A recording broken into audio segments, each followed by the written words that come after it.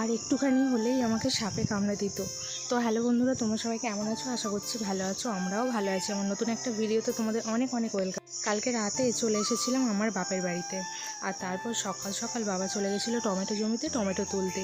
আর এদিকে তো মা সকাল সকাল উঠে রান্না চাপিয়ে দিয়েছে, কারণ মা যাবে কাজে। তারপর 7টা বাজতে না বাজতেই মা চলে গেল কাজে। আর এদিকে তোমাদের দাদা এনেছে ডাব, সেটাই আমি খাচ্ছি আর ওকেও একটু দিয়ে দিলাম। তারপর তোমাদের দাদা ছিল ডিউটি, রাত 10টার সময় ও বাড়ি এলো। আর এদিকে গাড়িটা তুলবে বলে আমি ইটটা সাজাচ্ছিলাম, আর যখন ইটটা তুলি দেখি যে এই সাপটা এখানে ছিল। তো নিচেই সাপটা ছিল, ইটের নিচে। আমি তো প্রচুর ভয় পেয়ে গিয়েছিলাম।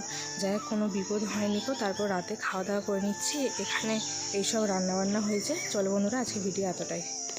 আর একটুখানি হলেই আমাকে সাপে কামড়ে দিত। তো হ্যালো বন্ধুরা, তোমরা সবাই কেমন আছো? আশা করছি ভালো আছো। আমরাও ভালো আছি। আমার নতুন একটা ভিডিওতে তোমাদের অনেক অনেক ওয়েলকাম। কালকে রাতে চলে এসেছিলাম আমার বাপের বাড়িতে। আর তারপর সকাল সকাল বাবা চলে গেছিলো টমেটো জমিতে টমেটো তুলতে। আর এদিকে তো মা সকাল সকাল উঠে রান্না চাপিয়ে দিয়েছে, কারণ মা যাবে কাজে। তারপর 7টা বাজতে না বাজতেই মা চলে গেল কাজে।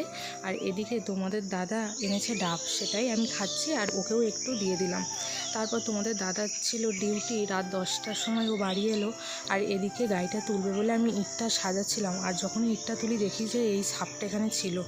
তো নিচেই সাপটা ছিল, ইটের নিচে। আমি তো প্রচুর ভয় পেয়ে গিয়েছিলাম। যাই হোক, কোনো বিপদ হয়নি। তো তারপর রাতে খাওয়া দাওয়া করে নিচ্ছি। এখানে এইসব রান্নাবান্না হয়েছে। চলো বন্ধুরা, আজকে ভিডিও এতটাই।